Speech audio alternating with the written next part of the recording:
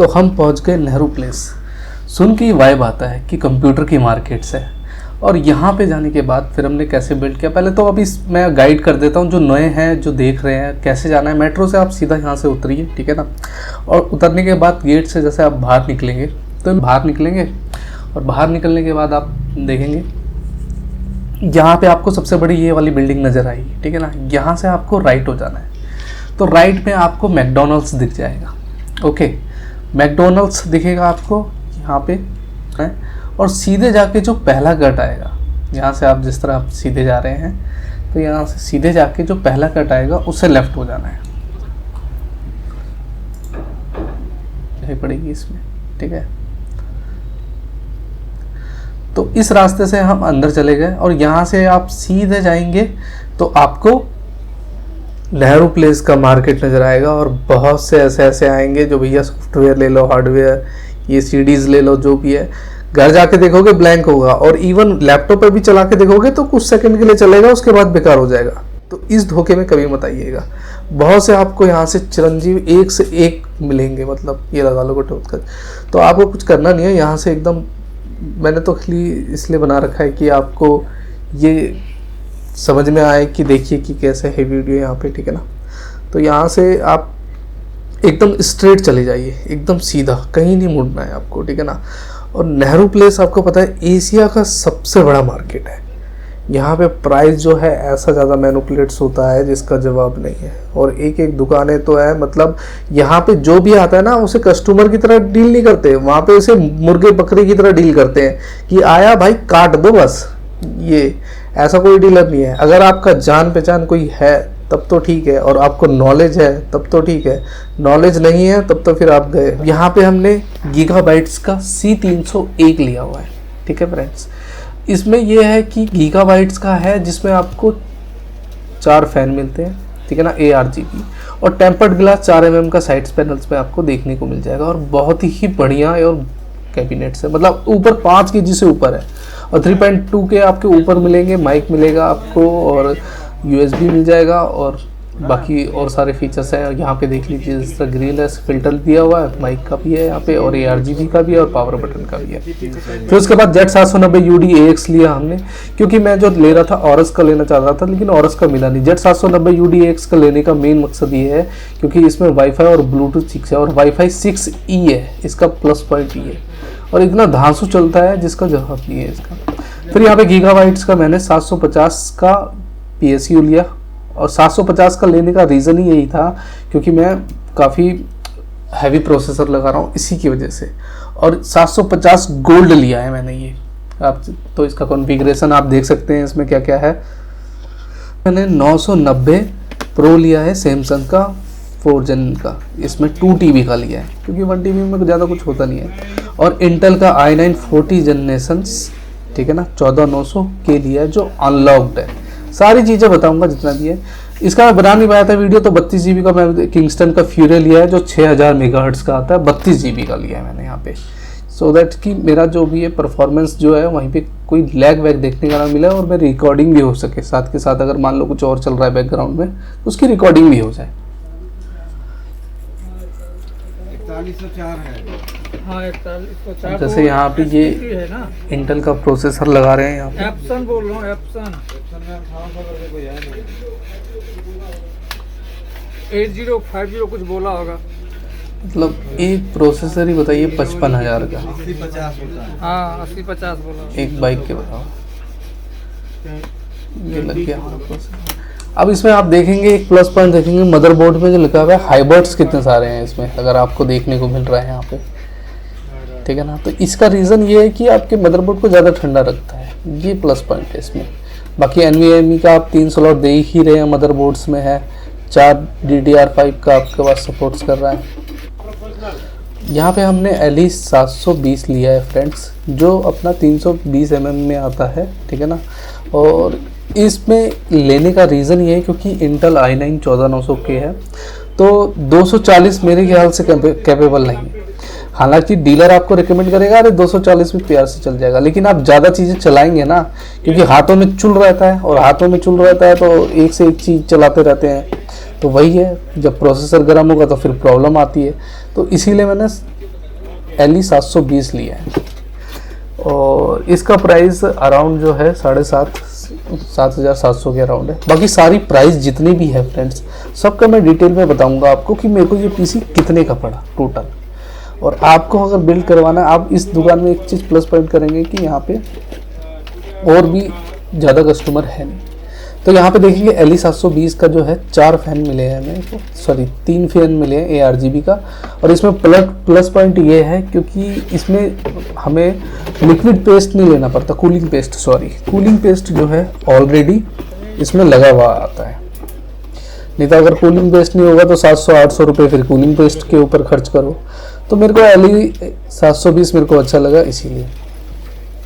और बिल्ड कराते समय मेरे को क्या प्रॉब्लम आई है वो भी मैं आपको बताऊंगा इसमें। पहले तो इनका इंस्टॉलेशन गाइड देख लेते हैं भाई साहब का।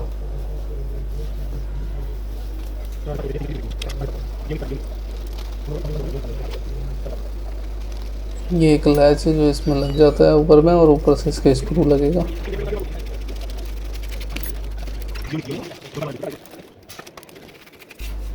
देखेंगे कूलिंग पेस्ट लगा हुआ ना यहाँ पे इसमें।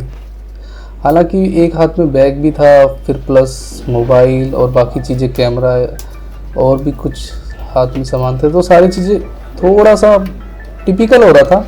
लेकिन मैंने कहा क्यों ना इसका वीडियो बनाया जाए। हालांकि मैं इंटरेस्टेड था नहीं इन सब चीज़ में, तो किसी ने कहा था मेरे को कि अरे जा रहे हो तो नेहरू प्लेस में वीडियो ही बना लेना, क्या है एक बार आपकी यादगार तो होगा। आज से 5 साल बाद देखोगे तो आपको लगेगा कि हाँ मैंने ये पीसी बनवाया था, बिल्ड किया था। क्योंकि एक्चुअली मेन पर्पस मेरा लेने का है कि एडिटिंग, क्योंकि हमारा जो है इंटीरियर्स का काम होता है और कैड वगैरह जो होता है उसमें तो काफ़ी हैवी फाइल होती है कैड की, तो उन सब चीज़ में लैग करता है, तो इसीलिए मेरा लेने का था। बाकी छोटे मोटे गेम जो हैं जिस तरह GTA 5 वगैरह हो गया, कॉल ऑफ ड्यूटी हो गया, तो मेरा भतीजा खेलता रहता है तो उसको भी इंटरेस्टेड है। तो 2-4 मैंने कहा कि इसके लिए ग्राफिक कार्ड भी, और ग्राफिक कार्ड मैंडेटरी इसलिए है क्योंकि जो आपके हाई प्रोसेसर वाले आ रहे हैं और मदरबोर्ड आ रहे हैं वो बिना ग्राफिक कार्ड के चलेंगे ही नहीं। उसमें आपको ग्राफिक कार्ड उसमें चाहिए ही चाहिए। यहाँ पे मदरबोर्ड कसते समय मेन कंपोनेंट ये है कि आपके थंब और जो एक इंडेक्स फिंगर है और मिडिल फिंगर है, ये तीन जो है, एक thumb, index finger, middle finger, इससे घुमाइए। इससे एक बार घुमाने पे जितना टाइट हो जाए उतना ही करिए, बाकी और आपको ज़्यादा नहीं करना है। ये होता है इसका लगाने का तरीका मदरबोर्ड का स्क्रू। अगर ज़्यादा कर देंगे तो मदरबोर्ड डैमेज होने का होता है। तो ये मेरे को किसी ने गाइड किया था स्पेशली। तो हर चीज़ का अपना अपना होता है, इसीलिए आप देखेंगे कि इन सब चीज़ में बहुत से लोग करते भी हैं लेकिन मशीन वाला इनमें यूज़ नहीं होता। अब पता है इन्होंने, यहाँ पे मैं आपको बताता हूँ कि इन्होंने गलती क्या करी। इन्होंने करा क्या कि LE 720 जो है, ठीक है ना,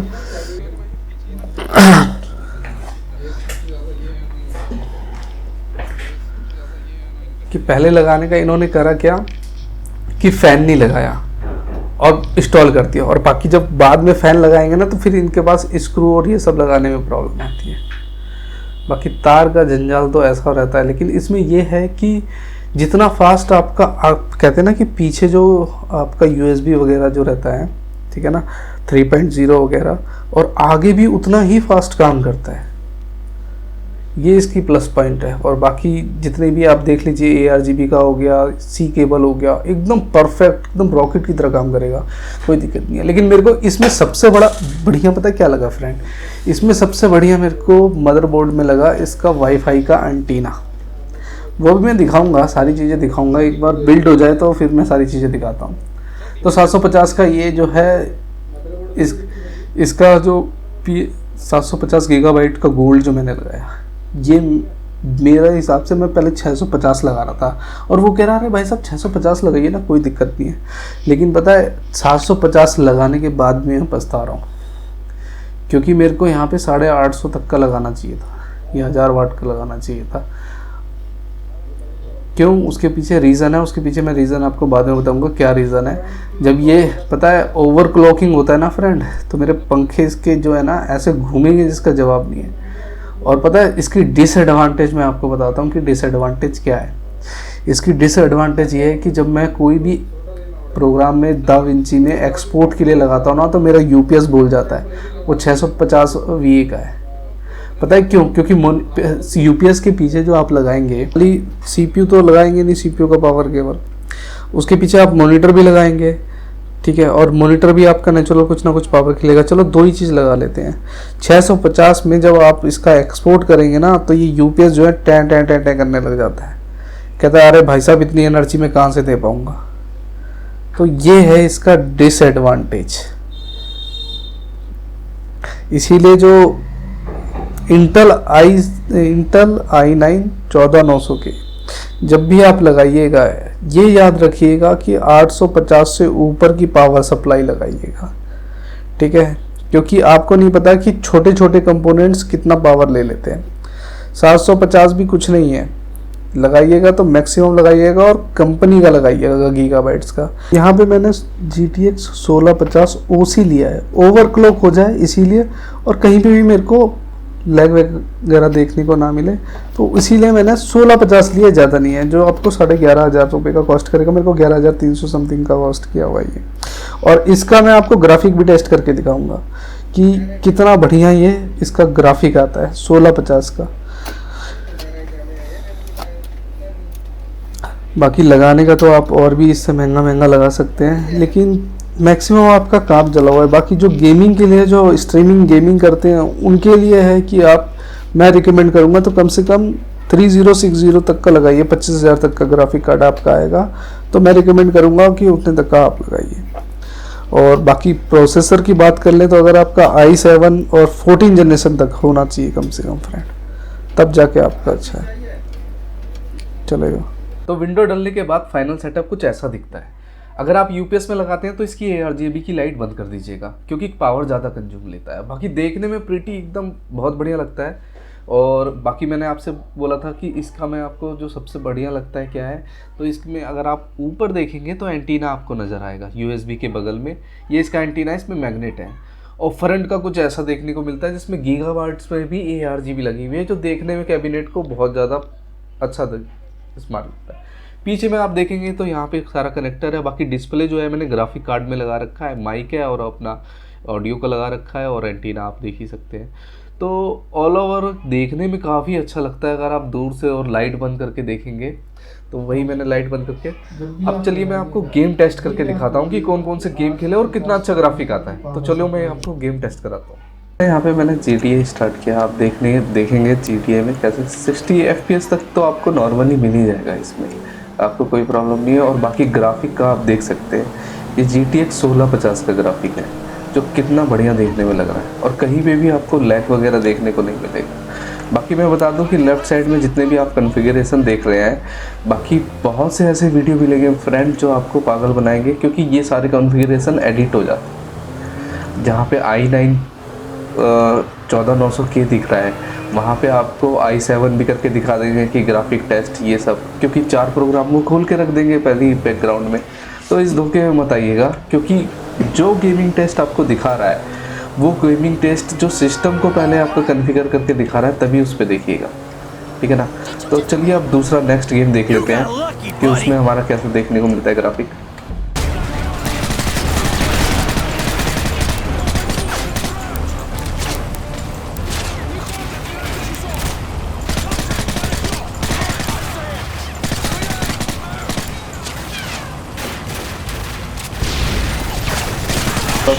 मॉडल वार्स 3 में आपको ग्राफिक FPS देखने को मिलेगा 189 200 तक पहुंच जाता है वो। बाकी देखने में आपको कहीं में भी लैग दिख रहा है, और ग्राफिक देखो कितना बढ़िया देखने को मिलता है। ये GTX 1650 है।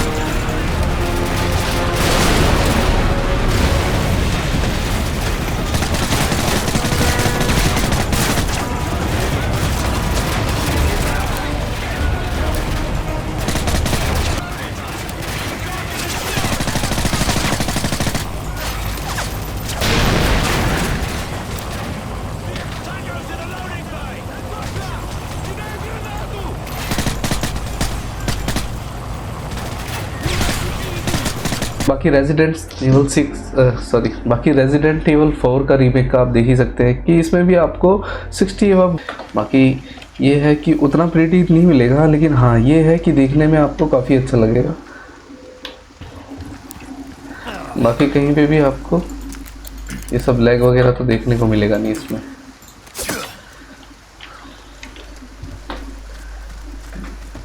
देखिए 50 FPS तक कांस्टेंट तो दे ही रहा है इस पे।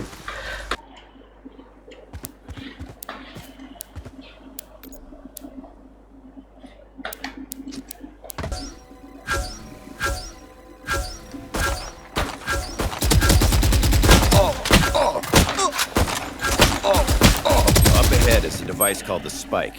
It's how the enemy steals our radionite. Attackers try to plant it at key sites, and defenders try to stop them. Practice taking the Spike to the highlighted site and planting it.